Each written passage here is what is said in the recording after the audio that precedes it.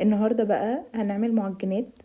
طبعا ما ينفعش الشتاء يدخل من غير ما نعمل معجنات كده نتعشى بيها او ناخدها مع كوباية شاي او الباتيه بالجبنة او السينابون او كل الحاجات دي.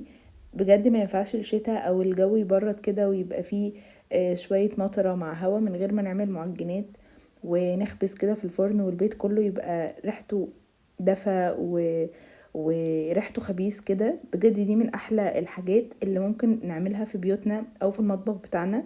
بجد لذيذة قوي. وعاوزة اقول لكم ان المعجنات كمان من المعجنات، يعني من الاكلات اللي يعني بتنجح مع اي حد ممكن يدخل المطبخ ويجرب معجنات لاول مرة. بتنجح عادي، تمشي على الخطوات والمعجنات هتطلع معاكي بجد في قمة اللذاذة. مش شرط اشكال معينة. ثبتي عجينة واحدة واعملي منها معجنات بجد بتكون لذيذة قوي.